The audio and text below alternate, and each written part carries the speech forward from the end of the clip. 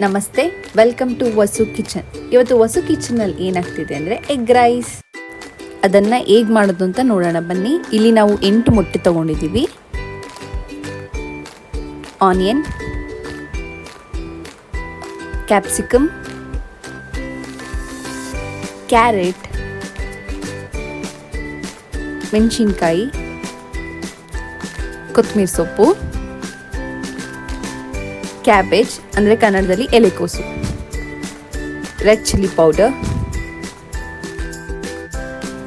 ಈಗ ಪ್ಯಾನ್ಗೆ ಸ್ವಲ್ಪ ಅಡುಗೆ ಎಣ್ಣೆ ಹಾಕೊಳ್ಳೋಣ. ಎಣ್ಣೆ ಬಿಸಿ ಆದಮೇಲೆ ಅದಕ್ಕೆ ಈರುಳ್ಳಿ ಹಾಕೊಳ್ಳೋಣ. ಅದನ್ನ ಈ ರೀತಿ ಫ್ರೈ ಮಾಡ್ಕೊಳ್ಳೋಣ. ಸ್ವಲ್ಪ ಲೈಟಾಗಿ ಬ್ರೌನ್ ಕಲರ್ ಬರೋವರೆಗೂ ಈ ರೀತಿಯಾಗಿ ಫ್ರೈ ಮಾಡ್ಕೊಳ್ಳೋಣ.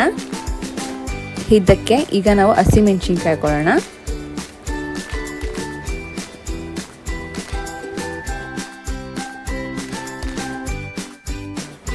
ಈಗ ಕ್ಯಾರೆಟ್, ಕ್ಯಾಪ್ಸಿಕಮ್,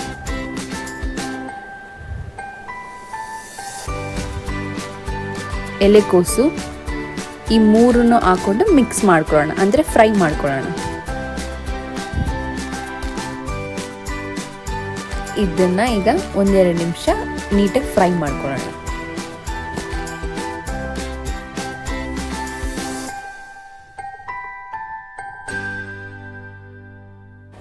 ನೋಡಿ, ಈಗ ಇವಾಗ ಫ್ರೈ ಆಗಿದೆ. ಇದಕ್ಕೆ ನಾವು ಶುಂಠಿ ಬೆಳ್ಳುಳ್ಳಿ ಪೇಸ್ಟ್ ಹಾಕೊಳ್ಳೋಣ. ಇದಕ್ಕೆ ಈಗ ಅರಿಶಿನ ಹಾಕೊಳ್ಳೋಣ.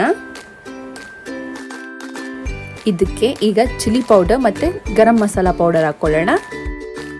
ಹಸಿಮೆಣಸಿನ್ಕಾಯಿನ ಜಾಸ್ತಿ ಹಾಕಿರೋದ್ರಿಂದ ಚಿಲ್ಲಿ ಪೌಡರ್ ಕಡಿಮೆ ಹಾಕೊತಾ ಇದ್ದೀವಿ. ಈಗ ರುಚಿಗೆ ತಕ್ಕಷ್ಟು ಉಪ್ಪು ಹಾಕೊಳ್ಳೋಣ. ಇವೆಲ್ಲ ಸಾಮಗ್ರಿಗಳು ಹಾಕಾದ್ಮೇಲೆ ಸ್ವಲ್ಪ ಹೊತ್ತು ಫ್ರೈ ಮಾಡ್ಕೊಳ್ಳೋಣ. ಮಸಾಲಾನ ಈ ಥರ ಚೆನ್ನಾಗಿ ಫ್ರೈ ಮಾಡ್ಕೊಳ್ಳಿ. ಈಗ ಫ್ರೈ ಆಗಿರೋ ಮಸಾಲೆಗೆ ಮೊಟ್ಟೆ ಹೊಡೆದು ಹಾಕ್ಕೊಳ್ಳೋಣ. ನಾವು ಇವಾಗ 8 ಮೊಟ್ಟೆ ಹೊಡೆದಾಕ್ತಾ ಇದ್ದೀವಿ. ಇದನ್ನ ನಾವು 4 ಜನಕ್ಕೆ ಸರ್ವ್ ಮಾಡ್ಬೋದು. ಇದಕ್ಕೆ ನಾವು ಯಾವುದೇ ಥರದ ಟೇಸ್ಟಿಂಗ್ ಪೌಡರ್ ಆಗಲಿ ಇಲ್ಲ ಸೋಯಾ ಸಾಸ್ಗಳಾಗಲಿ ಯೂಸ್ ಮಾಡಿಲ್ಲ. ಇದು ಮನೇಲೆ ಸಿಂಪಲ್ಲಾಗಿ ಹೆಲ್ದಿಯಾಗಿ ರುಚಿಕರವಾದ ಎಗ್ ರೈಸ್ ಮಾಡ್ತಿದ್ದೀವಿ. ಈಗ ಇದನ್ನ ನಾವು ಮೊಟ್ಟೆ ಹಾಕಿರೋದ್ರಿಂದ ಹೈ ಫ್ಲೇಮಲ್ಲಿಟ್ಟು ಚೆನ್ನಾಗಿ ಫ್ರೈ ಮಾಡ್ಕೊಳ್ಳೋಣ. ಈಗ ಎಗ್ ರೈಸಿಗೆ ಮಾಡಬೇಕಾಗಿರೋ ಮಸಾಲೆ ರೆಡಿಯಾಗಿದೆ. ಈ ರೀತಿಯಾಗಿ ನೀಟಾಗಿ ಫ್ರೈ ಮಾಡ್ಕೊಂಡಿರ್ಬೇಕು. ಈಗ ಇದಕ್ಕೆ ನಾವು ಕೊತ್ತಂಬರಿ ಸೊಪ್ಪು ಹಾಕೊಳ್ಳೋಣ.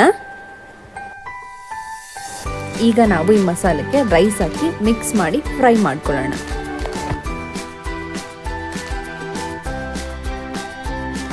ಈಗ ರೈಸ್ನ ಮಿಕ್ಸ್ ಮಾಡ್ತಾ ಹೈ ಫ್ಲೇಮಲ್ಲಿಟ್ಟು ಫ್ರೈ ಮಾಡ್ಕೊಳ್ಳೋಣ.